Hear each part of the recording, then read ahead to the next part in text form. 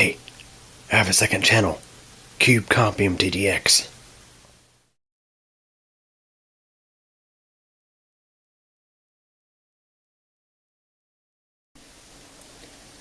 Hey everybody.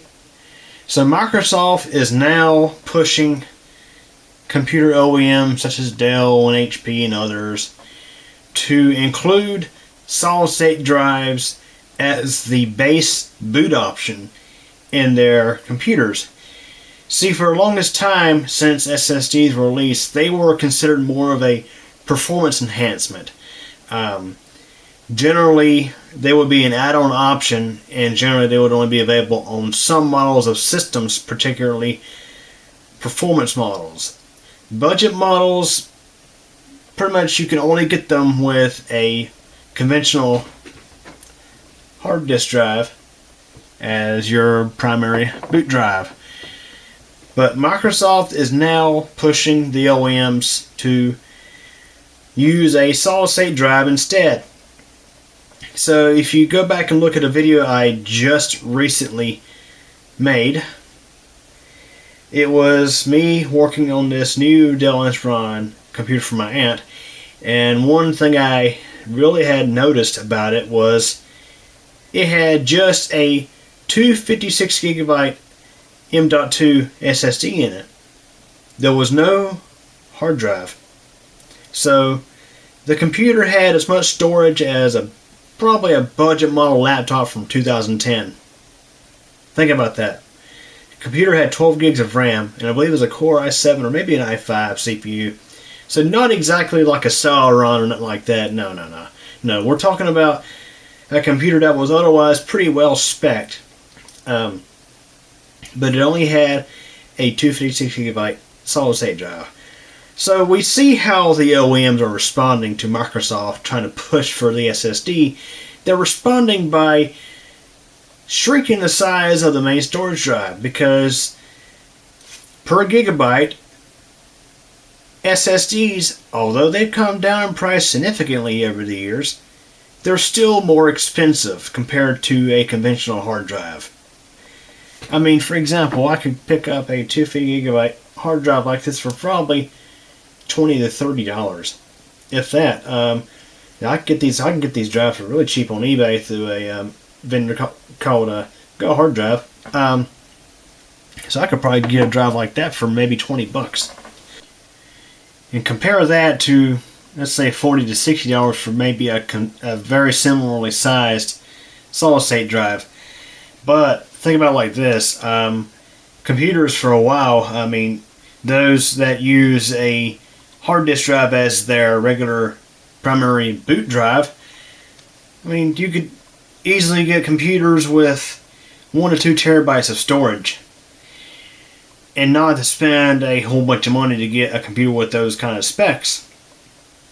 But now, the OEMs like Dell, they just basically went back 10 years in time on, I guess, storage space, because for example, I just looked online on Dell's website to quote a computer for my place at work for a little project they're doing.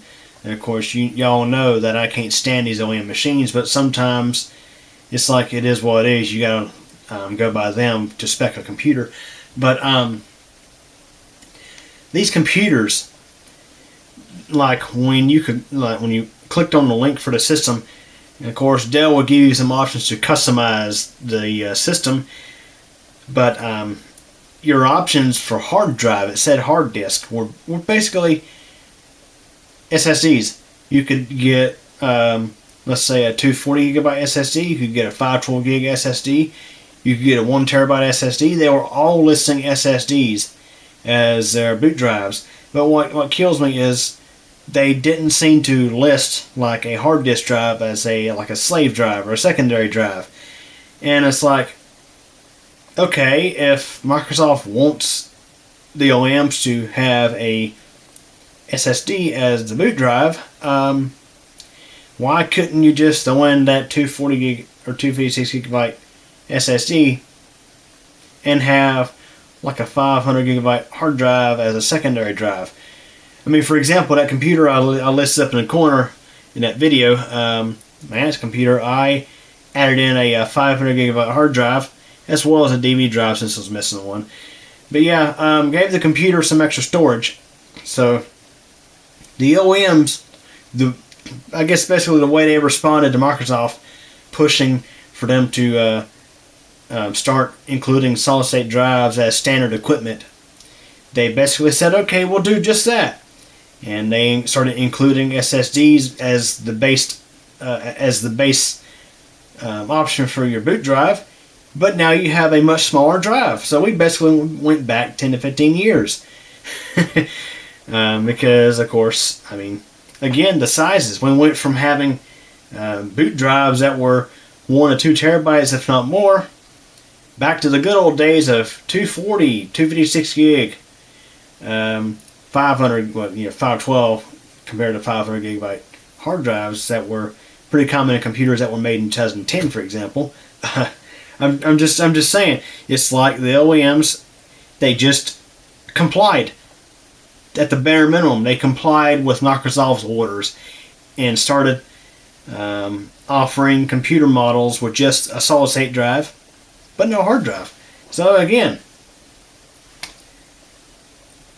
that's why I think Microsoft should probably just not push these demands on OEMs, because, I mean, the OEMs, the way they're going to respond is the cheapest way, the way that's cheapest to them. I mean, obviously it's going to drive up cost for the consumer, and it's also going to lower their storage capacity too. So the consumer who buys that Dell computer will likely either have to upgrade to a much bigger SSD or throw in a secondary hard drive for data storage, which really that's the optimal thing to do when you have a system with a solid state drive like a desktop, is to have an SSD that's moderately sized for your OS and programs, and have a secondary hard drive to store your data.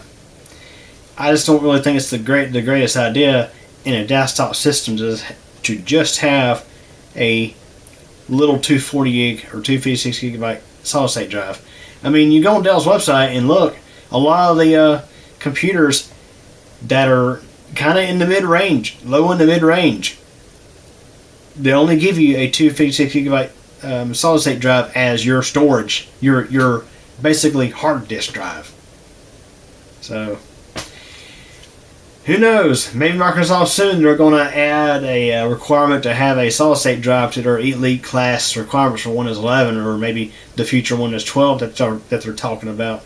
Who knows? I mean, it's very likely, I think. So anyways, what do y'all think? Feel free to leave a comment. Hope you enjoyed this video. Thanks for watching. Well, everybody, that wraps it up for this video, and I hope you enjoyed it. If you did, please like the video. Also, don't forget to subscribe to the channel, and be sure to tick that bell so you'll get notified when new videos are posted. Also, don't forget, I have a whole lot of other interesting videos here on the channel to check out. And also, in addition, I have a second channel, CubeCompMTDX, where I have all sorts of other videos not exactly related to technology. Links to the channels are available at the end of this video. Again, I thank you for your support, and thanks for watching this video.